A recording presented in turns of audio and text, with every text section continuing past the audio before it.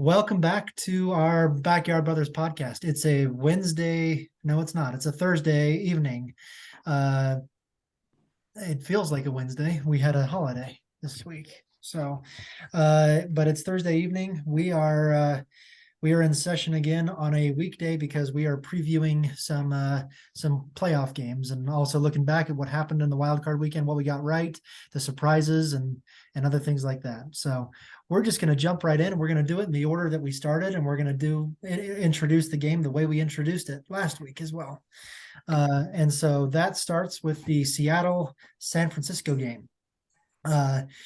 It was a close first half, a very close first half where the 49ers seemed to just kind of figure things out. And Brock Purdy definitely had some nerves in that first half. But then they figured it out in the second half, and they blew the gates open and won in a way that looked a lot more dominant than the first half certainly looked. Let's get a couple of our thoughts for that game. My thought is just exactly that. Brock Purdy looked like a rookie in the first half, but he ended up with 4 touchdowns, 3 touchdowns passing, 1 touchdown rushing, no interceptions, and that 49ers offense came to life. But that key play was that strip sack of Geno Smith that turned the whole game around. That defense came to life, and 49ers showed the dominant team that they can be. Yeah, I was gonna say that the first half looked like I was like thinking this actually might be a close game. And to be honest, I'm not surprised 49ers won. I predicted that to begin with. But 41-23, that's what I was surprised by that much. And so the 49ers just had the momentum. They just that fumble really just gave it to them, and they took away with it, and they deserve that win. And if they play that way, they're gonna go far. Yeah, it was a 18-point win. I predicted a 21-point win, so I was close there. 20-point win, and it was all in the second half. And what I love about Brock Purdy is he's not afraid to chuck it down the field. He's especially in that second half. He's like hell, Devo's down there somewhere. And just chucked it. And there's times that he missed several wide open plays, but he's got great accuracy. I was really impressed with him. Yeah, we a lot of people say you can't win with a backup rookie, and the first thing that comes to mind is a pretty dang good quarterback won the Super Bowl as a backup rookie. His name is Tom Brady, and so it can happen. So, and I think that's a topic we'll discuss later is who is the next Tom Brady, but we won't. I don't think we'll discuss it today. And I'm not going to going to compare the two like that, but we'll talk about Tom Brady later. Anyway, Cody, you want to go through the next game? Yeah. So Chargers Jaguars. I think something we had mentioned was that this was going to be the funnest game to watch. I think that's something we had mentioned. And at halftime, I was thinking this game sucks. This is boring.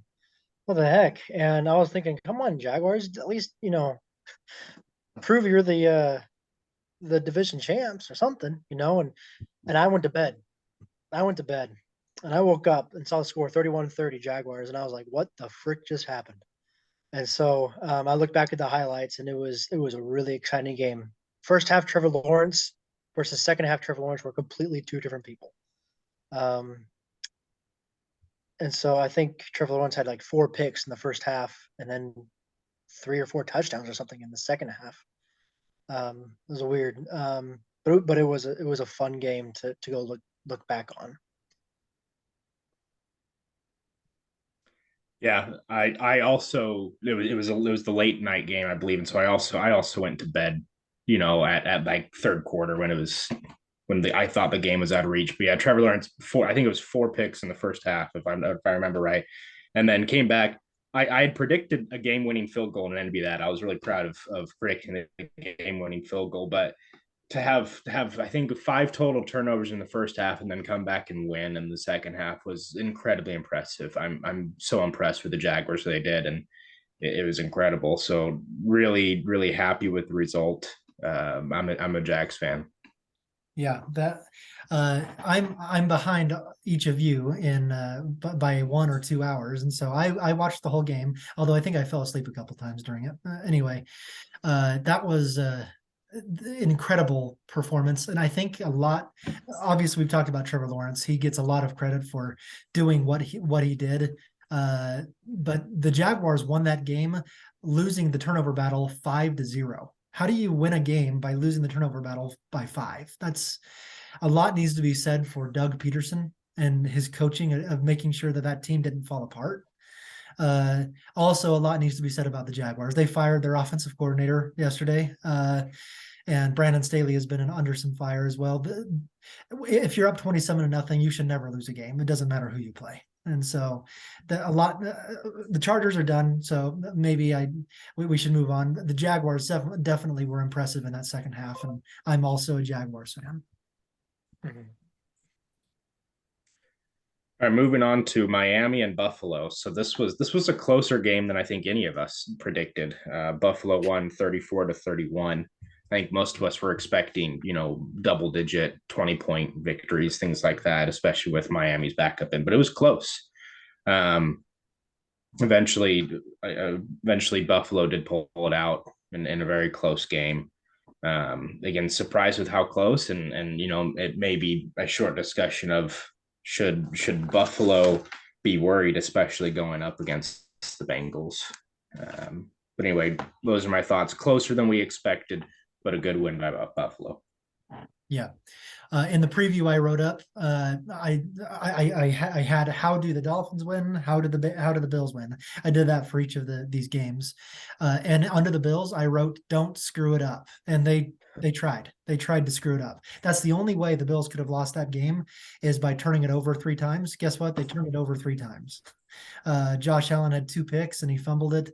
The Bills are really shooting themselves in the foot lately with a bunch of turnovers, and they against the Dolphins they won because they're playing against a third string quarterback rookie, and they have the offense to come back.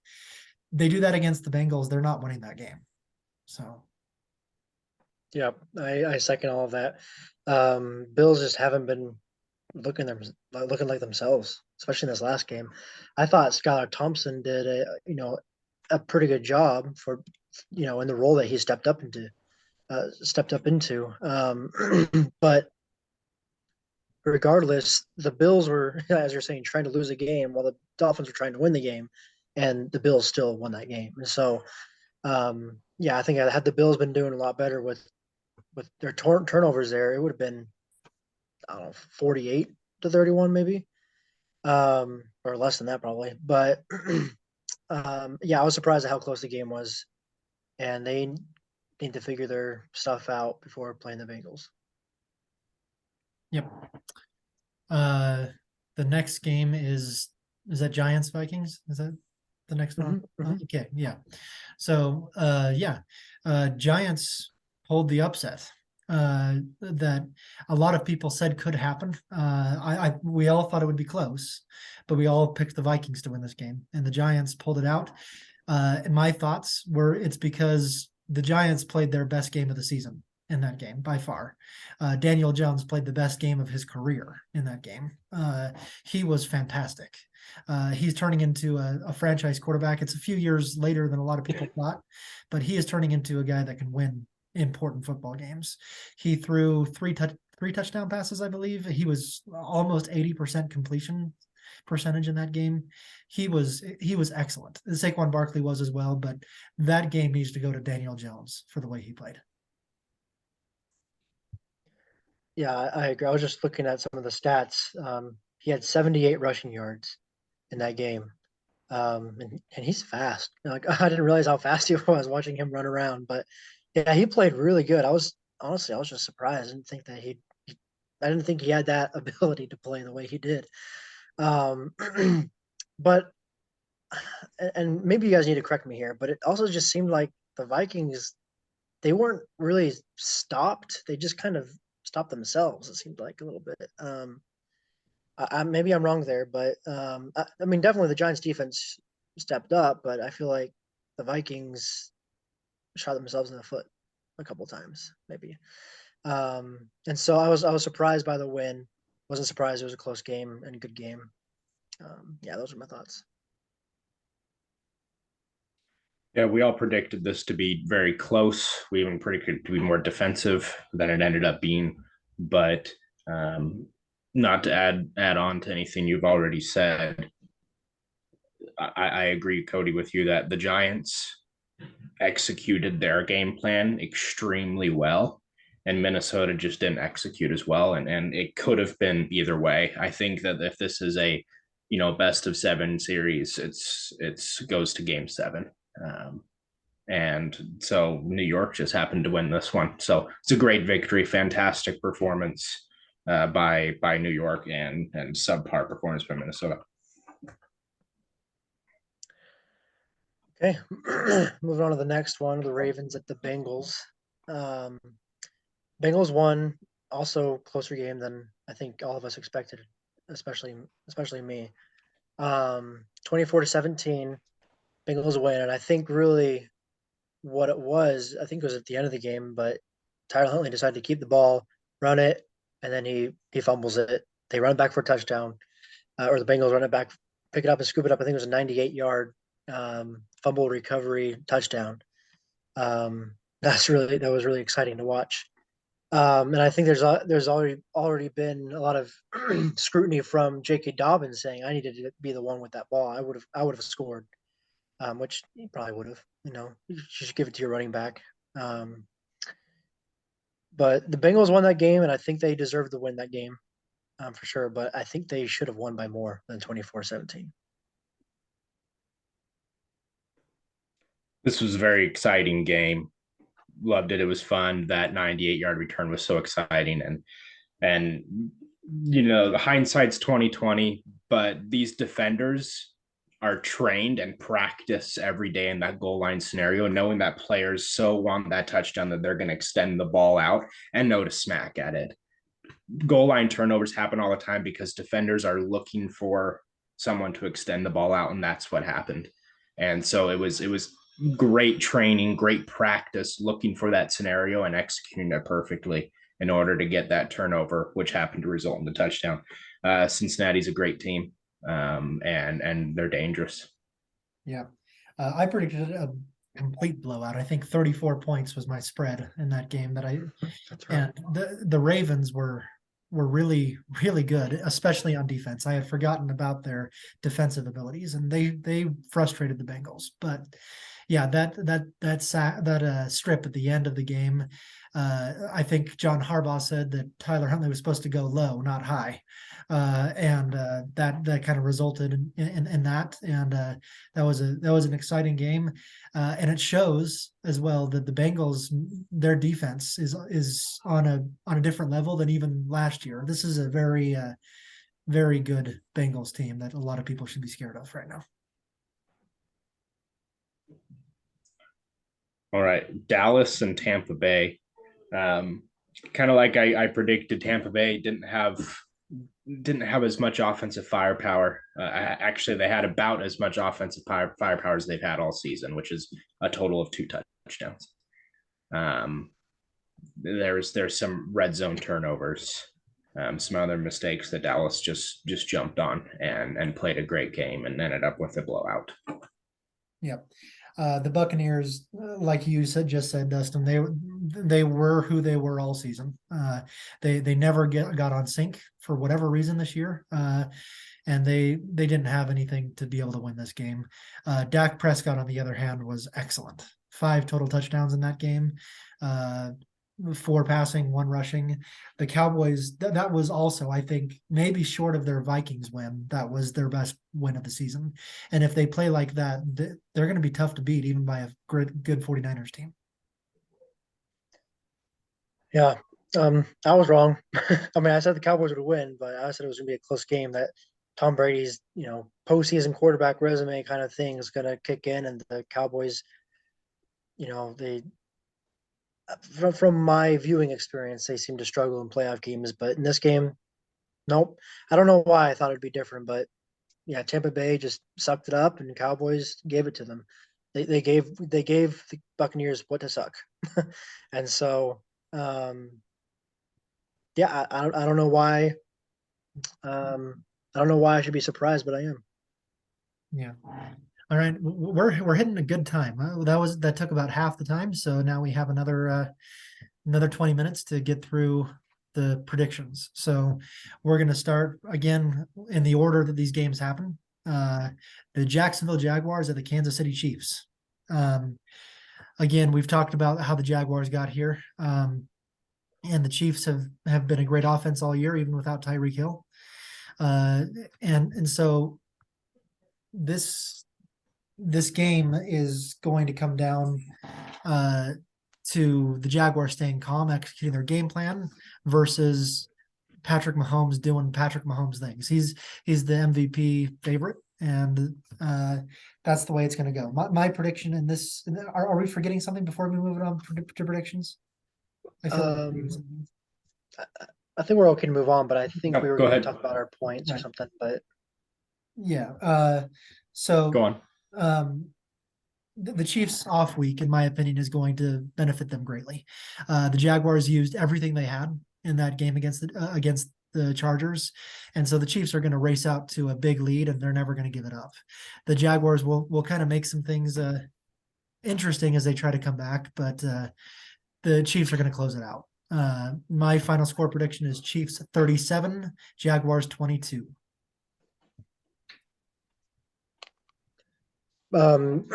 So I think both defenses are going to show up during the first half, and it's going to be a surprisingly closer game in the first half than people expect. I think they're going to go into halftime, Chiefs leading 17-14. And then the second half, Chiefs are going to take it away. They're just going to blow the gates open, having too much offensive firepower. Patrick Mahomes leading the way. And I think it's going to finish Chiefs 35-21. So I think this is also a first half the Chiefs blowed away. I think that we're going to see the same type of game that the Jaguars played again this week with a really poor first half and an amazing second half.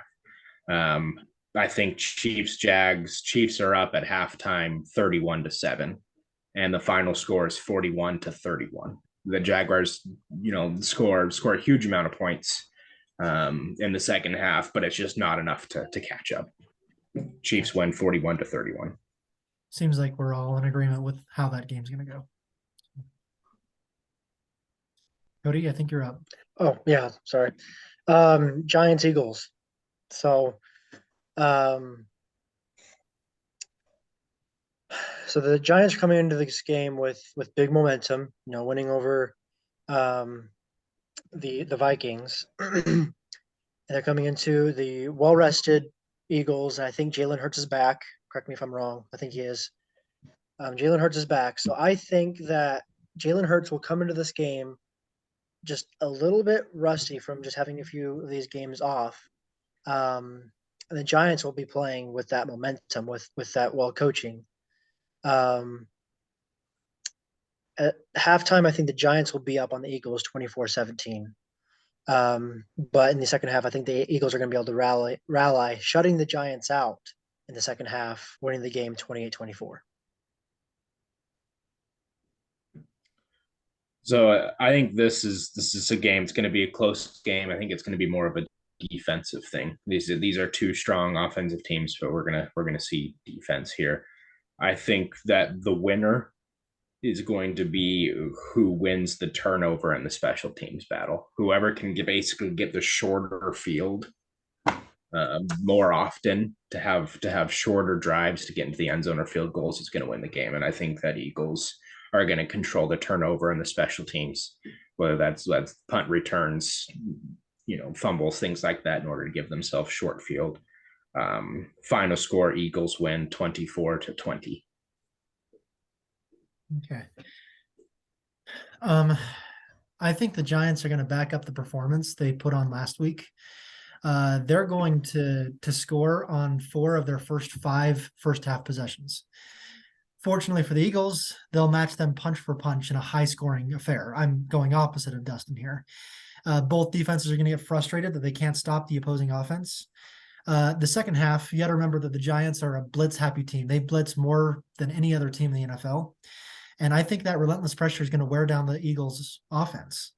It'll force a critical turnover.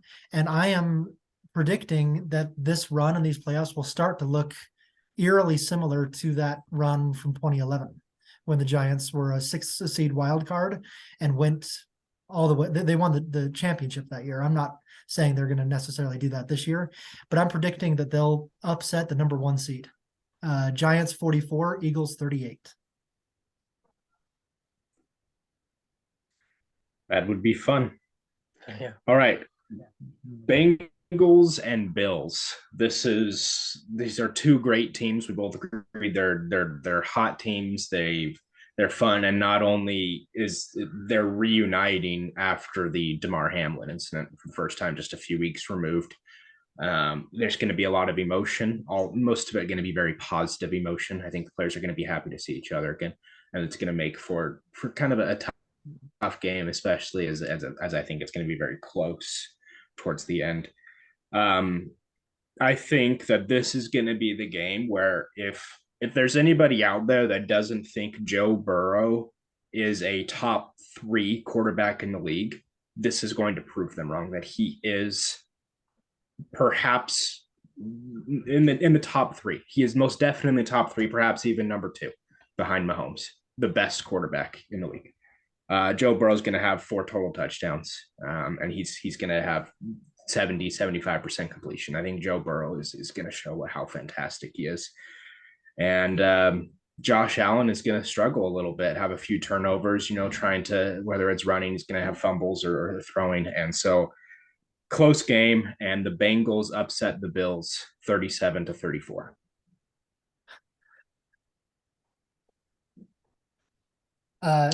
Okay, it's my turn. I'm sorry. I agree. This is going to be one of those all-time great games. It should have everything in it. We're going to have turnovers, 3 or 4 big play touchdowns on each side, maybe even a big play on special teams. And I agree with Dustin in a couple of these things here. I think Joe Burrow is going to show a lot. I think Josh Allen and that Bills offense has struggled, and you make a mistake against the Bengals, it's not going to be as easy in overcoming it as the Dolphins. And at the very beginning of the season, I predicted the Bills would win the Super Bowl. Obviously, things changed through the course of the season, and I'm changing that prediction now. I'm also predicting a Bengals win, and Dustin, believe it or not, 37-34. You're cheating off my notebook.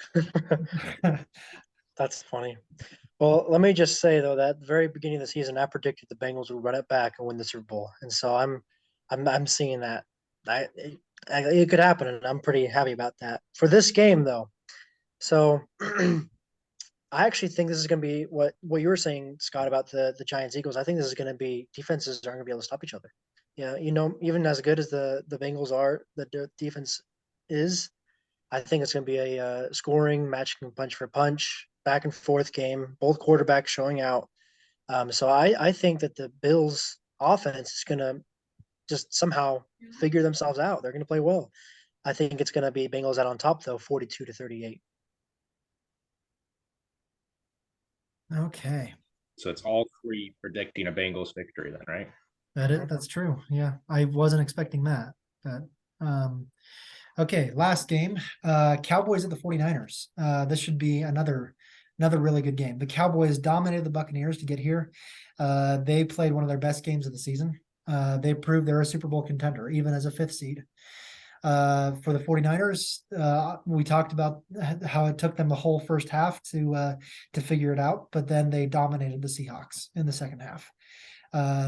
The defense showed up with that strip sack, and now we're here. These 2 teams played in the divisional round last year as well, and the 49 this was in Dallas, and the 49ers pulled off a win there.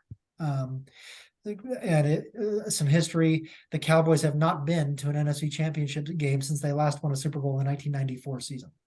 It's been a long time since the Cowboys have been in the NFC Championship.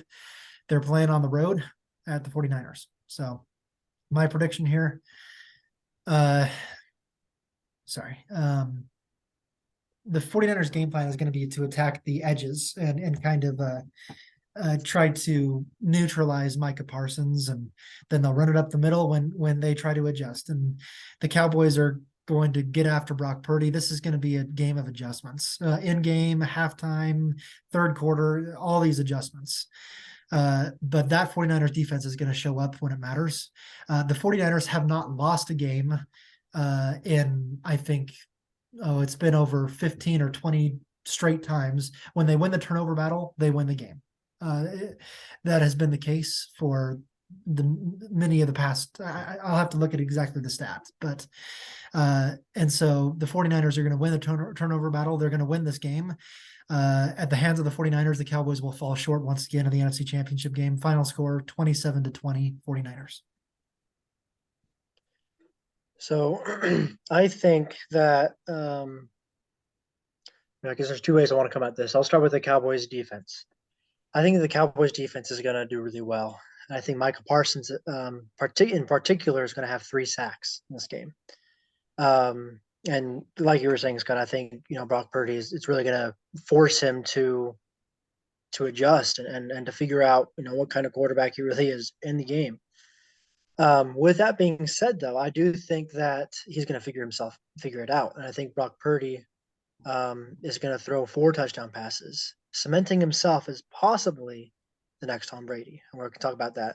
And I know we talked about that a little bit earlier. But with that being said, I think the 49ers are going to win the game.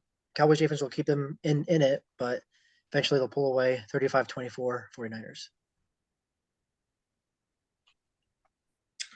So I think this game here, Cowboys 49ers, is going to be the game to remember from this entire season and this entire playoffs. That it's probably going to be the most exciting and most memorable game.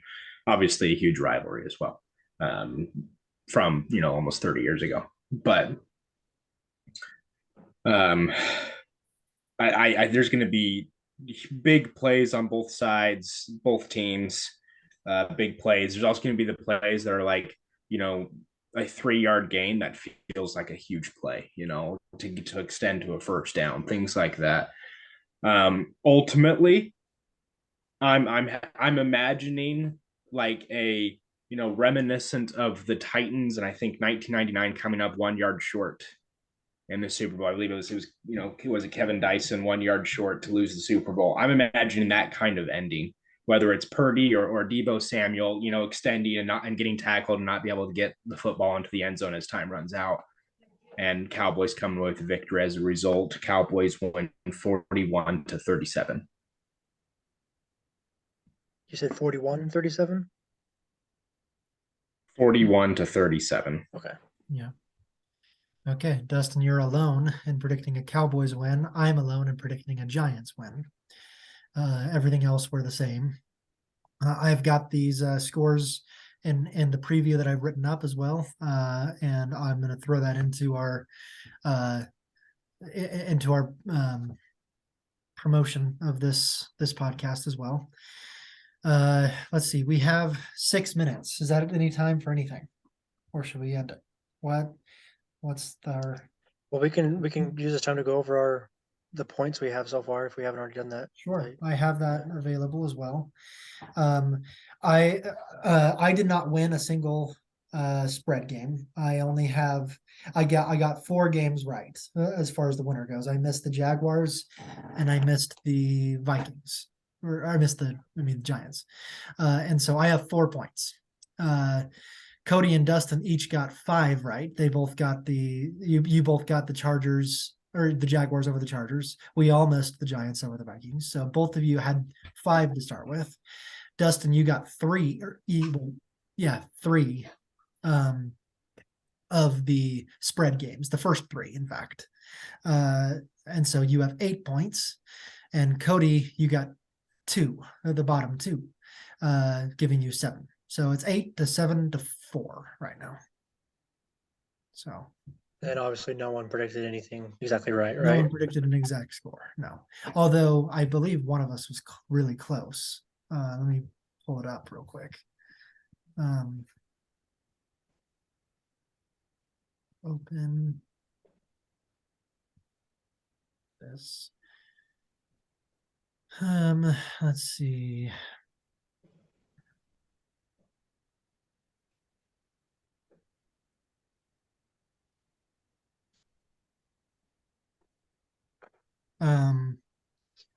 Dustin was really close on the Jaguars over the Chargers. Um, he guessed Jaguars by 2. It was actually Jaguars by 1, and it was only a 7-point difference between the spread. And so Dustin was really close on that. I think the rest of them were kind of off quite a bit. But yeah, so that's right, 8 to 7 to 4 right now. Is the scores for our competition. All right.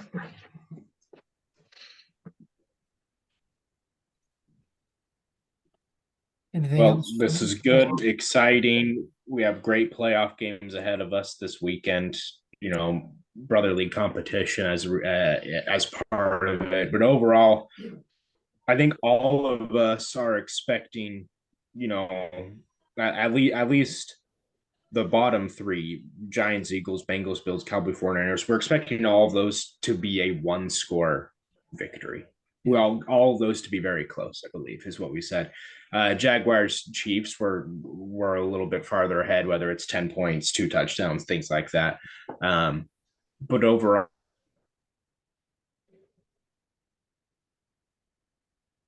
Did we just lose Dustin? I think we did. Give him a moment, see if he comes back.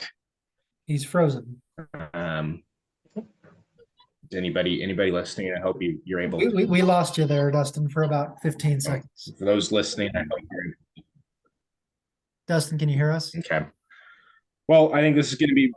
Yes, I can hear you. Can you hear me? Yeah, we lost you for about 20 seconds. So,